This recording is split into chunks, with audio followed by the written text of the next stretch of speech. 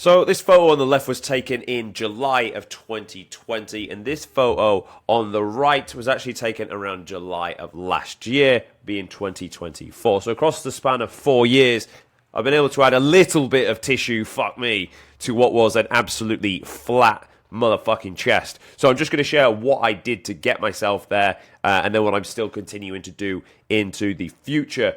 And how we're moving forward with that. So if this video is for you and struggling to grow your chest, then hopefully you will find it of value. And if you did, then you can subscribe at the end. If you're new to the channel, welcome. My name is Tom Sergey. I run the Gorilla Platoon, which is an online physique transformation program where we get results like this each and every week. And then we just talk about them online so you can take from it what you like and the good parts and implement it into your own training. So how to grow a chest, starting from pretty much nothing. What we're going to discuss is these 3 points. Through the main points, we'll discuss exercises that I believe have worked very well for me and that you can copy, how to structure your volume allocation towards growing the chest, and then what and how to structure your feeding to support such training stimulus and performance. So let's roll straight in with exercises to begin with. So when it comes to training the chest, one thing that's been around for the longest period of time and may not get the best rap is a flat dumbbell press. Why do I put this in here as one of the main money makers of growing a chest? So this has been around for the longest period of time because for years, they didn't have fancy machines. They just had dead pieces of weight. Now, one thing I always used to mess up on, and this is the main takeaway of this, is the exercise is important. Absolutely program this. Where I used to fail at this was I would focus on where I would press the load up to the top here, thinking, I don't really feel it that much at the top. I don't really feel my chest. Motherfucker, it's not about what you feel. It's about how much tension you put on the muscle. There isn't that much feeling on the muscle here because look at the way the joints are stacked. You've got wrist running through the elbow, running through the shoulder, running through the floor. So there isn't really going to be any resistance at the top. Sure, there's some, but not at that much. Whereas if you go down towards the bottom, the joints are as far away from each other as they possibly can be. So the muscle has to hold them in position. So therefore, loading up the length and position of the pec is an absolute godsend when it comes to growing solid level of pecs. This I find to be one of the staple exercises where you just want to get as strong as humanly possible on it to try and grow that chest. We've been accumulating up towards the 50s, and we want to start pushing beyond that into the big weights as we go back into a progressive surplus.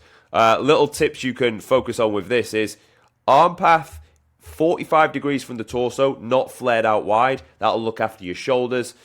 Wrist can be in a slight neutral grip position. And as you go up towards the top, think about trying to drive your biceps towards the midline of the body. Now, of course, when you train, you're going to train to fail. You actually don't end up getting this rep. But if we just look at the amount of time it took me to try and contract the muscle, 1, 2, 3, 4... 4 seconds of trying to contract the muscle, still going to put a lot of good mechanical tension on the working muscle.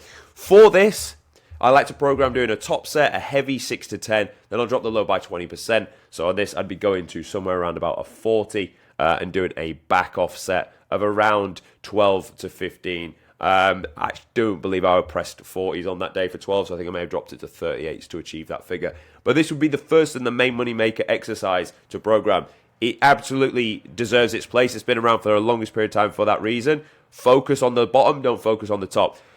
You could say, can I program barbell? Yeah, absolutely. It just doesn't agree with my structure as much because the bar is straight and I can't really manipulate my elbow and shoulder position. Whereas with the dumbbells, I absolutely have free rein to do so. So next, we're going to move on to some form of an incline press. So across both of your workouts, you're going to need a flat and you're going to need an incline movement.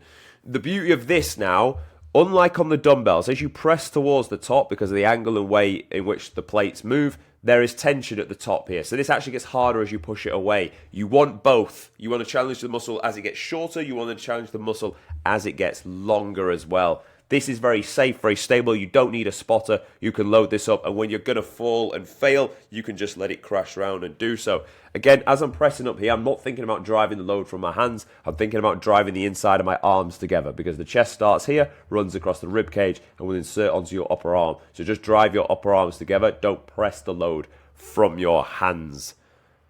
Bang. Bang, peak off season, you get yourself a Gatorade down you or a Powerade. Boom, and we're in there. One of the goated exercises for growing a chest is a pec deck. Obviously, you can't lift as much on it as you can on the other movements, but remember what I said about how the function of the chest works. Function of the chest is pull the humerus towards the midline of the body. You are literally doing this under load. Where people will fail on this is their chest will cave in. Keep your chest up, drive your biceps together towards the midline of the body, and just fully send it. This is going to allow, again, to hit the muscle in the short. It's going to keep tension on in the lengthen as well. And with this, you'll get a lot of blood into the tissue. For the longest of time, I ran this at the start of the workout, 2 sets 12 to 15, 1 set 15 to 20. But then I actually transitioned to doing it later in the workout to focus more of my effort and energy on moving as much load as possible on the flat dumbbell exercise. So far, we are on 3 exercises, and I would do this for the longest of time. Now, if it really was a weak point, which for me personally, I am actually now going to be running with 4 chest exercises, you can do one other option. When I said one other option, I actually lied. What I would program is 2 more exercises. If you wanted to just run a sole chest day, which used to get an absolute bad rap, for me personally, and I'll come on to how I'm programming it in a minute, I'm actually going to start to be running a full chest day again by itself. Aside to this, you've seen me hit the muscle on a flat and you've seen me hit it on an incline. You can add a supplementary extra exercise and you will determine if you hit the flat on the lengthen, go to a flat machine that hits it in the shorten, and vice versa. If you hit the incline on a machine, then go to a dumbbell exercise to hit the incline. Whichever one you find is lagging the most, then move to that. But what you can also do is run a dip. Now, why this is good is it will hit the muscle in the lengthen position as it gets longer, but also it hits the bottom portion of the chest, that lower pec look, which for most people, the top of the pec is an area that struggled to grow.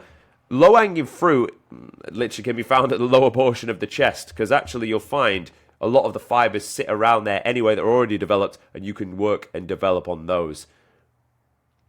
Same principle as you come down lower, feel the stretch, drive the biceps across the pec. Bang. And we're in, and you can load these up here. The next thing we're going to be discussing is volume, and this will ultimately come into your programming. So personally for me in this next off-season, which this is not a most recent photo, but my main aim is to develop my chest and my biceps. So how I'm going to be running this next split is going to be chest, legs, arms and delts. Rest day, chest and back, arms and delts. So arms and delts get their own day twice over. Chest gets hit twice over. Back once a week because it's a strong point of mine. And legs also once a week because it is a strong point of mine. That's at maintenance. That's at the amount of dosage needed so it doesn't regress.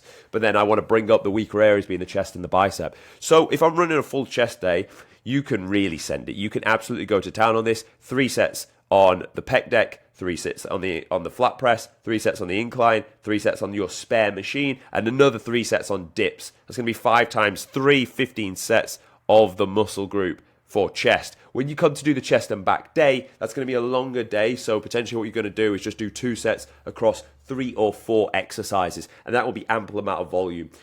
As a rule of thumb, they said to hit us in around about 20 sets per muscle group per week if it's a weaker area that you want to bring up. So for a longest of time, I was only really doing 3 exercises, a top set, a back off set on 2, and then 3 sets on the pec deck. So then that would end up with me sitting around about, what's that, 2, 4 plus 3 times that by 2. So I'm not really getting any more than about 10, 11 exercises sets per week. No wonder it's not growing. So if it is an area that's not that strong, just know that when they say like, oh, you're overtraining, more is probably going to be better. Like brain dead approach, more will work when it comes to like adding more tissue.